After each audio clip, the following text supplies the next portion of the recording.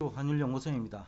이번 시간에는 지난 시간에 그 S&P 500을 추종하는 그 ETF 상품 소개를 했는데, 이번에는 나스닥 100 종목을 추종하는 ETF 상품을 소개하고자 합니다. 일명 흔히들 QQQ 상품이라고도 알려져 있는데요. 거래 방법은 국내 증권회사에 계좌가 있으신 분들은 해당 증권회사 홈페이지에 들어가 가지고 해외 계좌를 개설하면 됩니다. 개설 후에는 이 ETF 상품을 운용하는 회사 이름이 QQQ 인베스트코라고 하는데, 우리나라 치면 투자신탁과 같은 그런 회사예요. 거기에서 운용하는 그 상품이에요. 그러면 거기에 투자를 하면 되는 겁니다. QQQ라고 알려져 있기 때문에 나스닥 지수 상승률이 높을 때는 이게 참 좋습니다. 그리고 지난해까지 나스닥 지수가 가장 상승률이 높잖아요. 원래도 마찬가지고. 그래서 이제 많이 국내에서 알려져 있는데, 또 하나 그 상품의 장점은 미국은 뭐 S&P 500도 마찬가지인데 3개월마다 그 배당을 하거든요. 근데 이 배당 금액을 재투자하면 그것이 복리로 3개월마다 지급되니까 3개월마다 복리가 일어날 수 있거든요. 그래서 이게 매력적이라는 얘기를 할 수 있겠죠.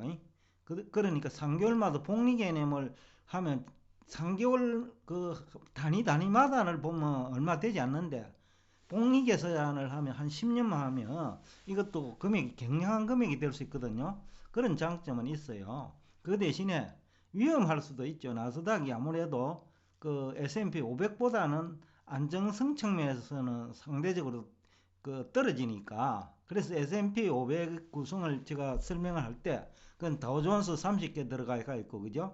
또 은행들은 잘 안 망하잖아, 그죠? 은행들 들어가 있고, 그런 그 장점이 또 그 S&P 500은 500대로 장점이 있고, 또 이 나스닥 100 종목은 그 바닥을 한번 찍고 올라가는 국면에서는 굉장히 매력적인 상품이라고 볼 수가 있겠죠.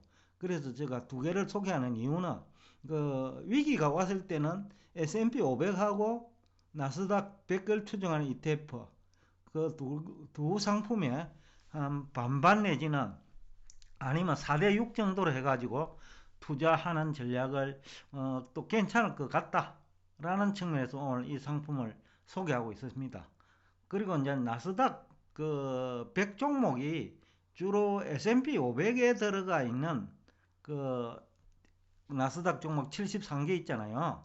그것을 모두 다 포함하고 있어요. 나머지 한 27개 정도가 이제 그 S&P 500에 들어가 있지 않은 그 나스닥에 있는 그 종목이죠.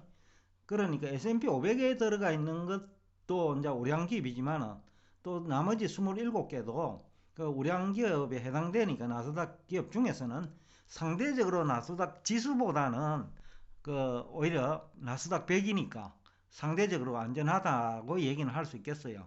그래서 참고로 제가 이제 아무래도 나스닥은 주가가 큰 폭으로 조정을 받을 때 지수 하락폭도 크거든요. 그래서 2000년 저점, 그때는 뭐 닷컴 이런만 있을 때니까 수익도 뭐 거의 대부분 기업들이 못 내고 있을 무렵이죠.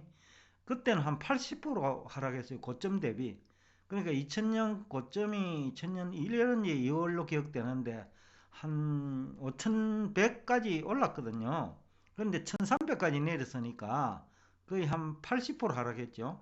2007년에도 고점 대비 이제 60% 하락했어요. 그 리만 사태가 나도 덜 하락한 거는 그만큼 이제 수익성이 이제 수반되니까.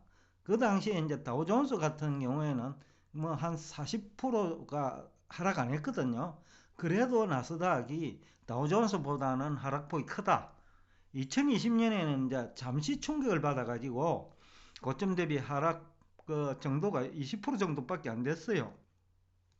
근데 이제 중요한 것은 이제 결국 진입 시기가 모두 다 중요하지만은 특히 나스닥 그 종목을 추정하는 ETF는 진입 시기가 더욱더 중요하다라는 얘기를 할 수 있겠고, 그런데 뭐 종목들로 보면 여러분 다 아시는 종목들이에요. 앞에 S&P 500에 있는 테슬라, 아마존, 페이스북, 애플, 엔비디아, 스타벅스, 뭐 알파벳 등 대부분 이제 그 S&P 500 종목에 들어가 있는 74개는 모두 다 들어가 있어요. 나머지 27개는 또 나스닥 100 종목 중에서도 그래도 상대적으로 그 안정성이 떨어지는 거죠. 그런 측면에서 이제 조금은 더 이 종목이 위험은 있다라는 얘기를 하면서 이 상품을 소개하고 있습니다. 그래서 이제 언제 투자할 것이냐가 굉장히 중요한데, 제가 볼 적에는 무리해서 따라 들어가는 것보다는 조금 기다렸다가 조정을 한 번이라도 조금 받는 시기가 들어가면 아무래도 상대적으로 안전하니까. 또 그리고 이들 상품 대부분이 개방형입니다. 샀다 팔았다 할 수 있어요. 근데 그 대신 그만큼 수익률이 떨어질 수도 있는데, 다만 그 주가 등락을 예상만 할 수 있다면 뭐 엄청난 수익률을 보장하는 것이 뭐 나스닥 100 종목 추정이죠. 왜냐면 상승 국면에서는 탄력이 굉장히 크니까, 나스닥 종목들이 기술주라는 이름으로. 그러니까 기술주의 장점은 뭐냐면 처음에는 규모가 작지만 나중에는 애플과 같은 기업으로 성장할 수 있다는 거예요. 테슬라도 처음에는 별 볼일 없었을 거 아닙니까? 한 2년 전만 해도. 근데 지금에 와서는 대단한 기업이 돼가 있듯이, 뭐 구글도 마찬가지고 다들 그런 거 아니겠어요? 그래서 이제 그런 장점은 있다.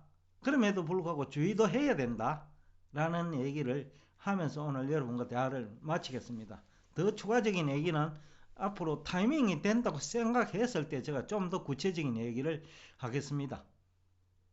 앞으로도 관심 가져주시면 다른 쪽보다는 수익률도 높고 그 다음에 안전성도 확보하는 쪽으로 여러분들에게 좀 타이밍이라든지 또 빠져나오는 타이밍도 이 정도면 빠져나와야 되겠다라는 생각이 들 때도 그런 얘기도 할 수 있을 테니까, 그때 또 추가적인 얘기를 하고 오늘은 여기서 여러분과 대화를 마치겠습니다.